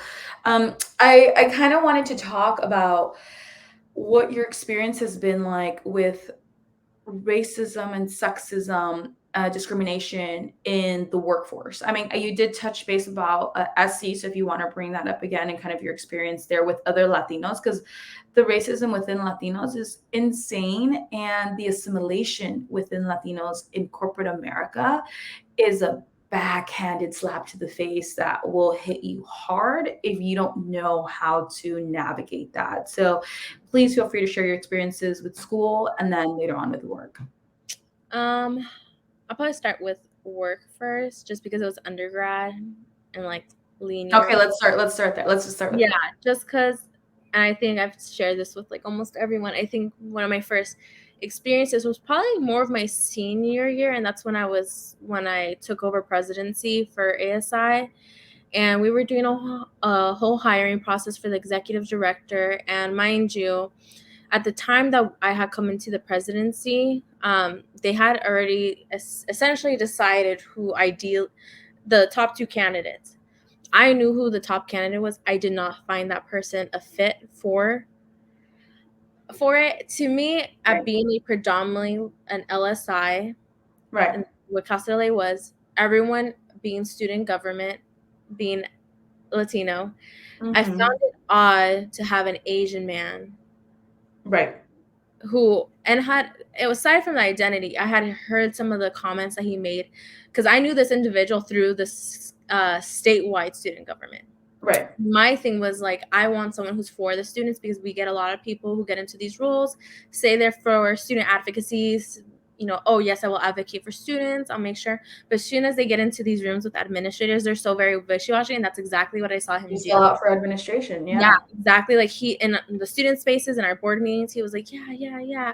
And then in the closed doors with like administrators, he's like, I don't really side with the students. So Hmm. I think in seeing that, I was just like, do I really think you're a fit here? Like, no, you're Hmm. not. And I didn't care for the runner up either. And so what happened was, I I told the hiring committee, I was like, hey, I do not want this person. And mind you, Right. I wasn't really part of the hiring committee like at that time. And so they were like, well, we came to this decision, but at the end of the day, as hiring manager, I had the ultimate decision. Right. And I told them, they're like, well, you have to go and talk to the university president. And so I went. Mind you, this was our very first meeting. I had met him a couple of times, but very quick, informal. Hi, oh, I'm Jackie, whatever. Nothing like anything business related. So it was our first meeting. I tell him, I'm like, we have our formal conversation. He's like, oh, I'm so excited to work with you, blah, blah, blah. Great. We start talking. I'm like, hey, updating you about the hiring process. I'm going to turn down this candidate and I'm going to reopen the hiring process, which is one, they were very frustrated because this was going to be our third round of the process, because the first time that they had done it, it failed. Second time, the initial choice rejected the offer. So then we had to go back to the candidates and choose another two. So they were already like stressed out. They're like, hey, and I granted, as someone who's working in the organization, I know we need a professional staff because we were Right. severely understaffed. And but then I was just like, I don't want to leave like with someone who I do not find a good fit. And as someone who was Doesn't in have our the best interest for for the 4 years, student. I'm like, I know what we need. And I also had the conversation with Aaron, who was the previous president, as well. And so when I tell him, was close, he's already, I'm sure, close friends with the individual, because his face just totally shifted. And there goes the power trip, the machismo. And he's like, I don't know who you think you are. You think you are in power. You are not in power. He's like, you're just a president. And he's like, at the end of the day, I make the ultimate say. You don't make any decisions. And I like that just threw me off. And I just like looked, and it wasn't just him. It was the vice president for student affairs as well. She was Asian American. She just looked at me, and I guess like at some point, as like woman to woman, I guess I expected her to check him or Right. something. But at the end, and then I think post reflection, I'm just like, would I have done the same? I'm just like, if I have a high end job and if I know I check my boss, am I going to lose my job? Right. For checking my boss. So then and that was a conversation I had with one of my mentors too. I was just like, and she's like, she probably felt that she could not check him. And she's like, maybe she did behind closed doors, but maybe not in front of you, to like, to save his ego or whatever it was, right? But then in that time, I was like, at the end of the day, me telling you is out of courtesy. You don't have the ultimate decision. I do. I was like, I am the hiring manager. I am the president of my organization. We're an auxiliary. I was like, you don't make the final decision. And he's like, yes, you do. Whatever. Basically, he like tried to check me that like, he's like, that I had no power. He's like, that I'm fooled to thinking I'm half power. And I had conversations with all the other folks. He did not have that demeanor with any of the male presidents. He had a history of having issues with the female presidents. Granted, we're all females of color. And so when I came back, I was like crying into the office, but mainly because I was so angry. I'm a major angry crier, and I was livid. Everyone was like, what the fuck is wrong with Jackie? Like, she is pissed. And when I told everyone, and then the VP emailed me, and she's like, oh, well, he's very firm on him. I'm like, so am I. And I like called our lawyers, and I was just like, what is it? I literally, yeah, You knew your rights. You knew your rights. Yes, I was like calling our lawyer. I was like, hey, like, this is where I'm going. And they were like, yeah, he really has no legal standing unless he goes through this avenue. And he's like, but even then, like, I don't really know if that's like. And so I'm typing all of that. Well, everything that the lawyer is saying to the VP, I was like, I'm staying firm on my decision. And so maybe like 2 days later, she's just like, oh yeah, she's like, you can go ahead with opening the hiring pool again. Yeah, I think that's like you had a great experience with that, right? I think many people would have caved. One, there's that age gap, right? The title gap, right? And also a man screaming at you in your workplace. Luckily, you had the balls, right, to kind of stand your ground. But a lot of people, they think, oh, I'm going to lose my job. I need this paycheck. Let me just stay quiet and shut up. I think something that everyone should do is be aware of your rights. And I'm not just talking about your employee handbook. I'm talking about the California or whatever state you're in, employee rights, because that has been so crucial to my own career, but also advice that I give to other people. Like, you have so much power as an employee, as an individual. Don't let anyone talk down to you. But of course, like, and I'm not going to say like, oh, I'm all high and mighty. I've been in situations where I was screamed at and I needed my job. Like, I had to just sit there and tolerate it. And never in my life would I think the CEO of a company is going to come and scream at me over a choice that the COO made and had like trickle down to me, but I'm getting the like short end of the stick. And so I thought I was this feminist. So I had a completely different reaction where I was just Yeah, like, I I'm think an assistant. Mhm. Yeah, and I think that's what made me think of, like, the vice president, right? I had so much, like, I think I was very resentful towards her because I was just like, Right. "How come?"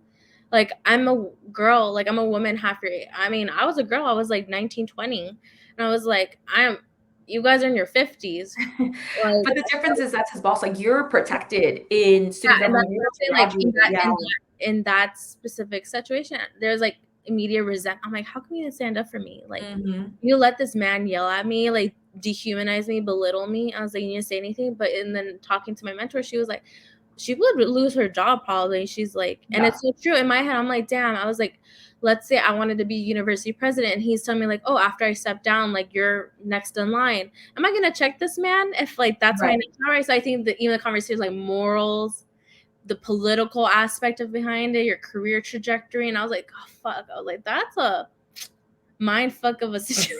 It is, and I think it's hard for women especially, just because being put in that situation, we still have a glass ceiling and men still talk to us like, we're lesser than in corporate America. Honestly, when I joined the workforce, I was in a California bubble. I was extreme feminist and still feminist, but I thought, "Oh, there's no way I'm gonna, experience discrimination in California." Los Angeles, California, boom, first job I had, white, elitist, racist.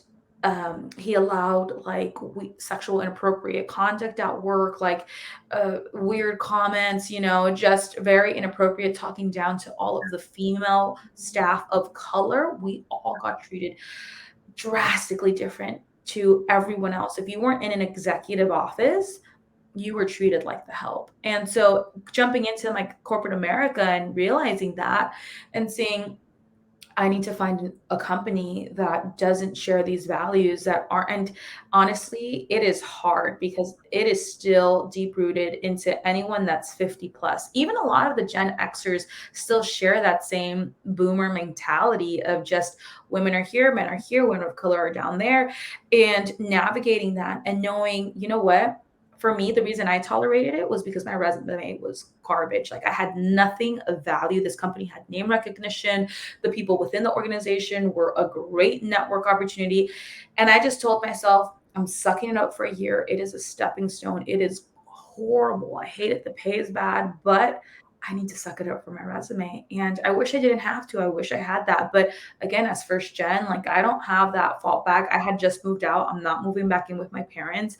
And I'm going to suck it up and figure it out at my next job. Hopefully it's better. And it is. And so again, I think life experiences or the criticisms you held at a younger age sort of answer themselves once you join the workforce or you're having these conversations with your mentor or people around you where, oh, now I get it. Now I get it. Like I used to judge women who could not leave their crusty toxic boyfriends. And I'm like, how, what do you mean? Just fucking leave him. He just cheated on your ass and you're not going to leave. He hits you and you're not going to leave.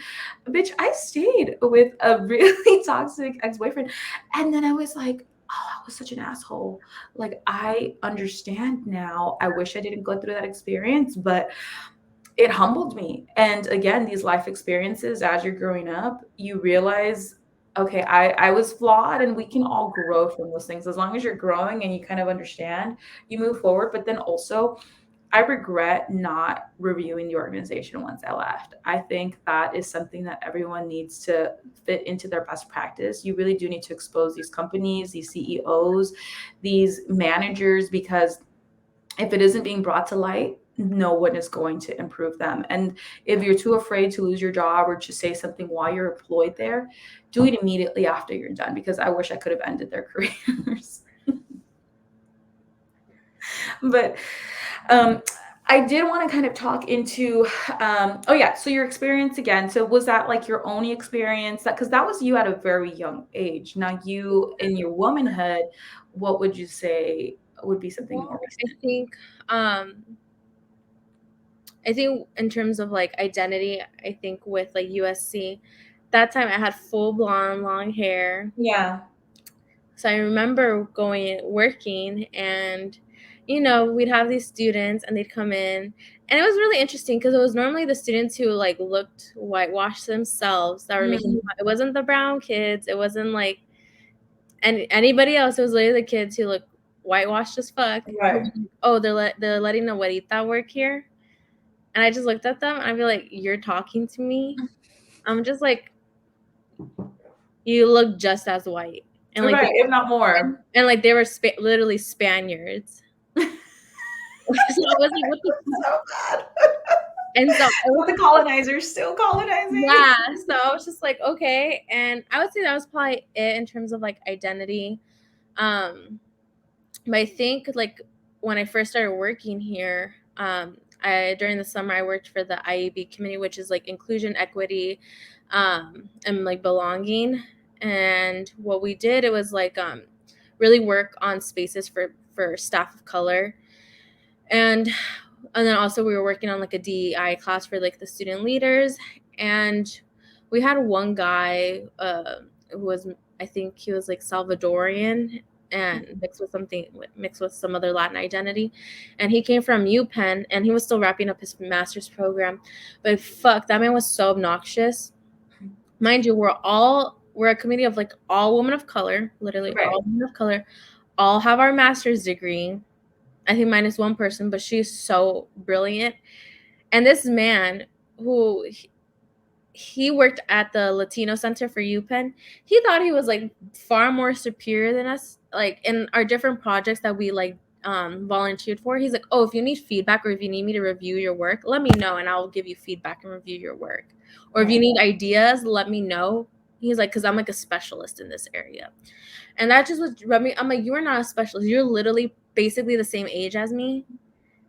I was like no asshole defines themselves as a specialist. Like people who are literally specialists in their fields is because they're world renowned. They have so much publications. Other people consider them specialists in their areas, not because they're like a self-proclaimed specialist. And I was just like, I also worked at a Latinx center, and I'm not over here proclaiming myself to be a fucking specialist in anything.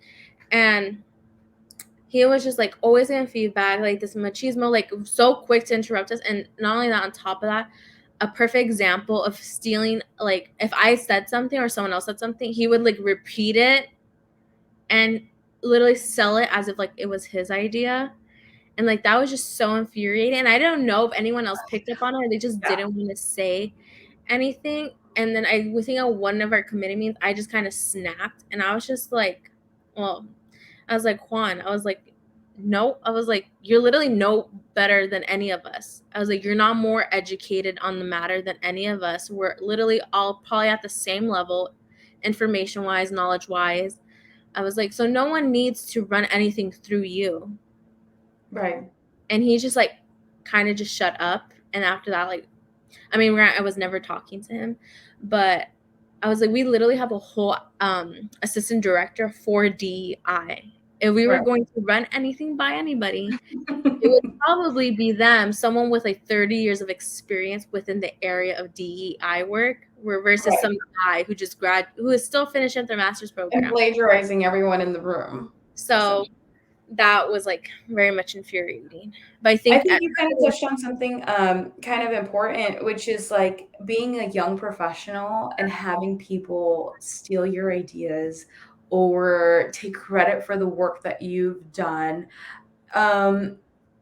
Have you had that happen outside of this? Because that's something that I'm at the beginning of my career and I'm struggling so hard with that.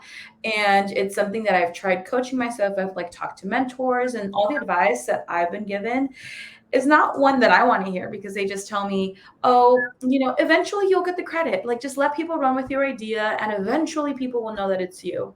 But I want the credit now. Like, no, I think that's BS, but that's like the culture right now. And I don't see why. Yeah, I think there was only one incident of that during like undergrad. And I think Marcus, my mentor, said something very similar. He's like, it doesn't matter who gets the credit.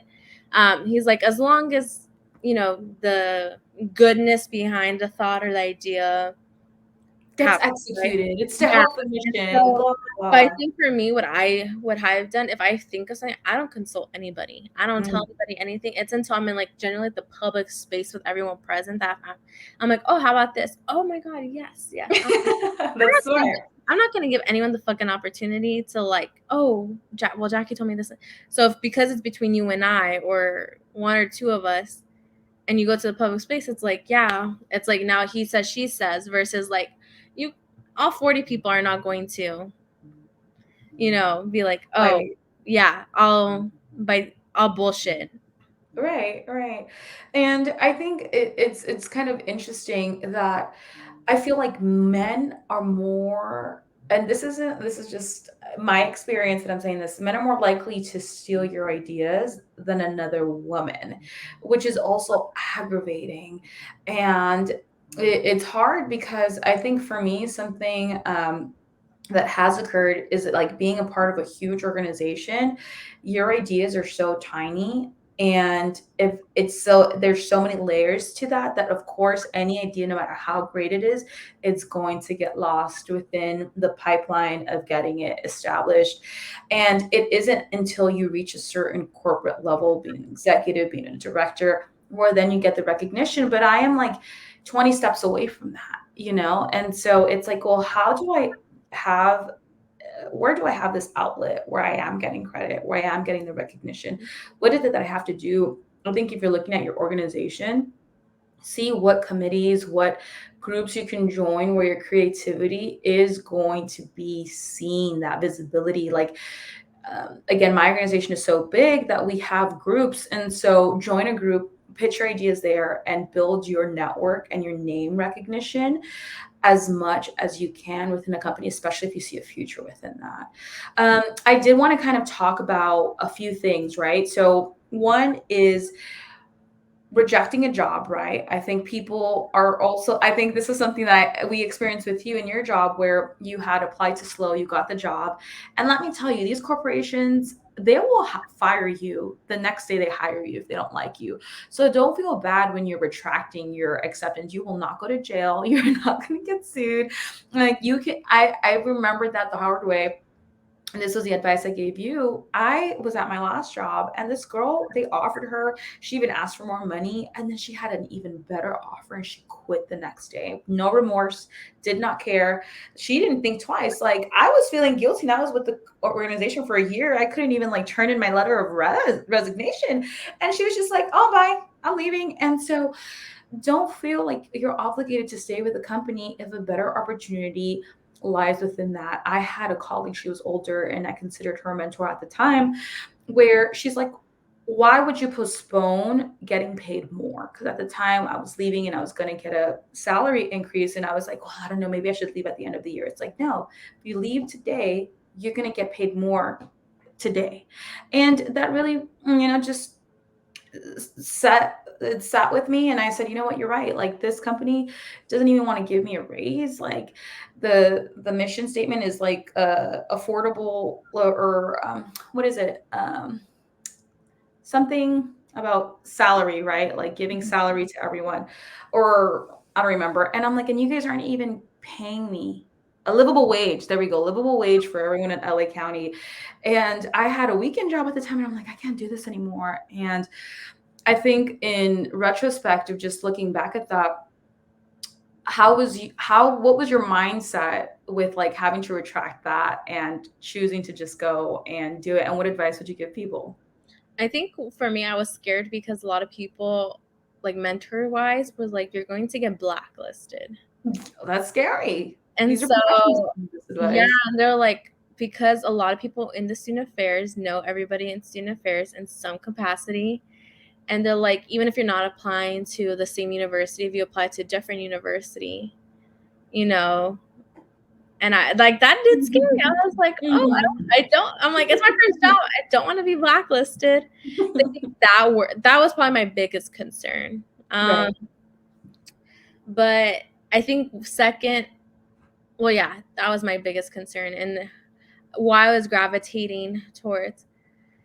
Well, one SLO was offering me like the most money, but I make probably like $500 less at this job salary wise. But I knew Seattle was going to give me the experience I wanted, and leaving out of the state, so I'm like, I do not care if I'm making $500 less. Right. I'm just like, if I'm going to be somewhere where I really want to be.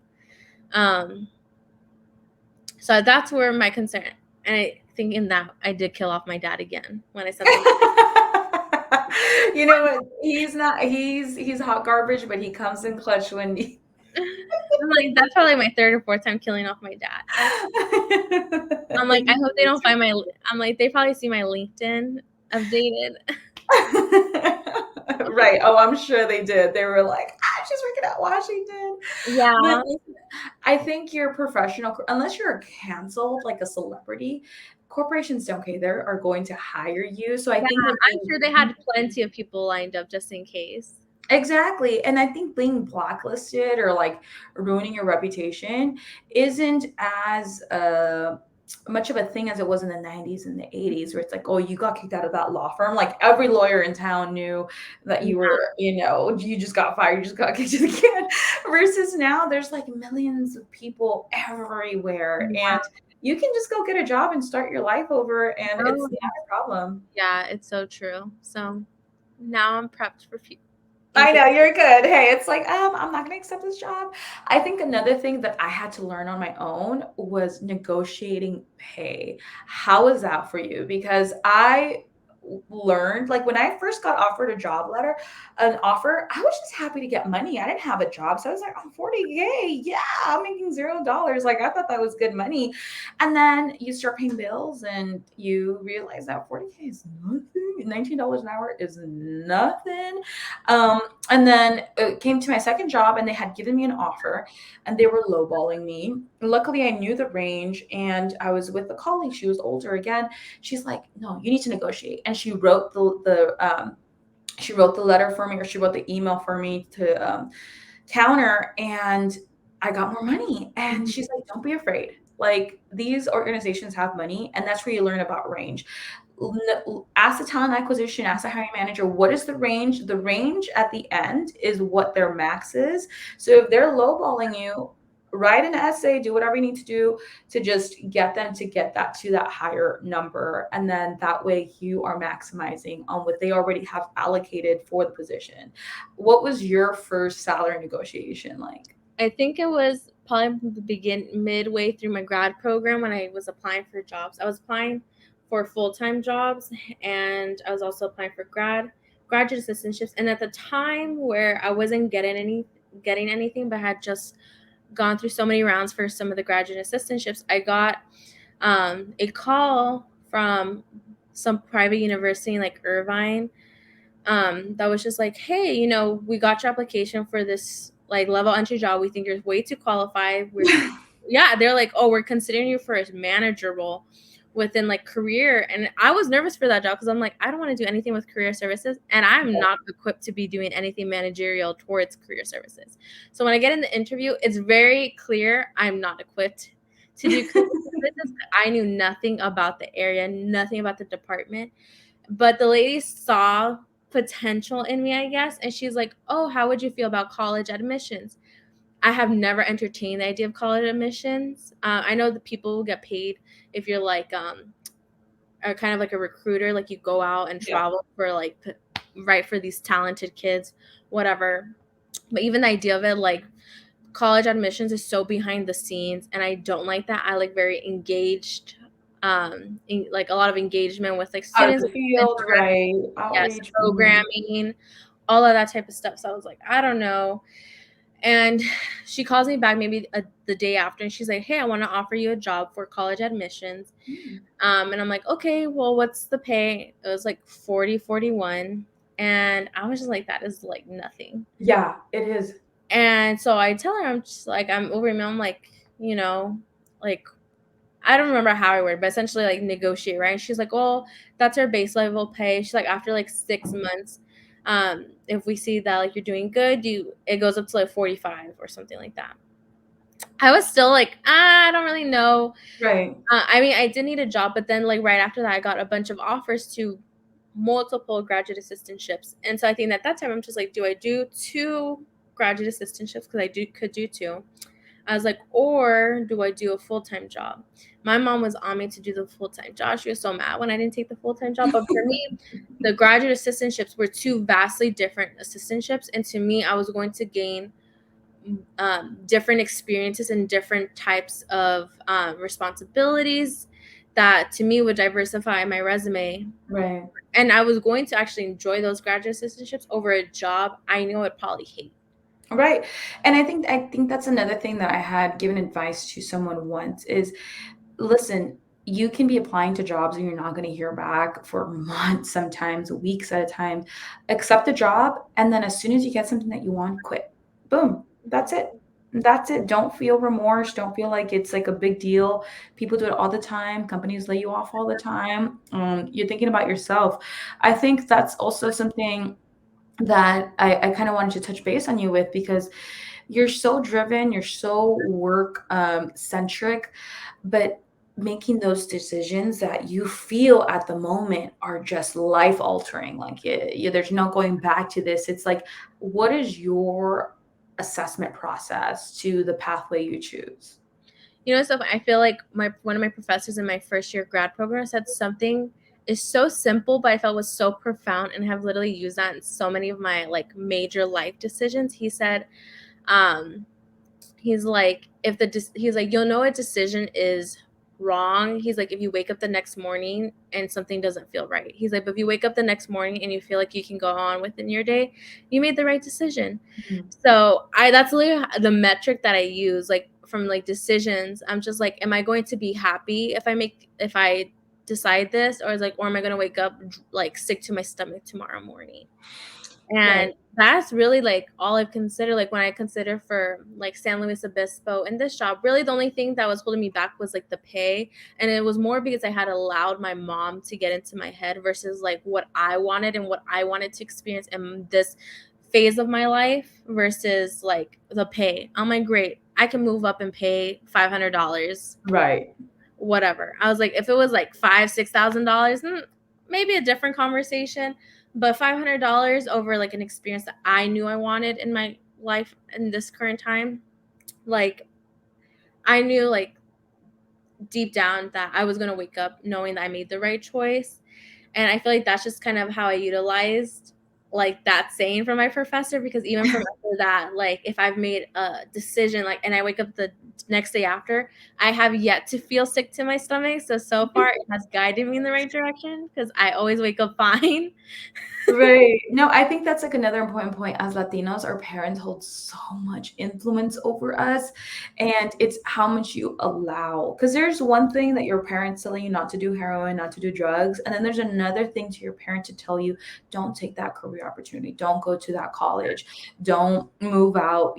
I think for me, it's very hard because, and as you know, my parents influenced us it to a level that you're almost brainwashed. And when I talk to other Latino friends, they experience the exact same thing. They're scared to move out. They're scared to really venture out onto their own. And you need to experience that. Like, you need to just cut the cord for yourself, because your parents have harbored enough, and now it's your life that they're gambling with, and you know what you want to do, especially if you know that your professional life is ultimately going to benefit them. All of my life choices that I'm making now, I do still hold on to that tradition that I'm going to take care of my mom when I get older. Like, she's not going to go to a home, like, even though we joke about it with her just because it's funny. But it's like I still hold on to those mindsets, but you also have to allow me to live my life. And I think a lot of people who I've lived with, who I've worked with, even now, they're still struggling with that. Like, still struggling with that. I think like something that I told my mom was like, because my mom has always said a lot of things like, oh, don't do this, don't do that.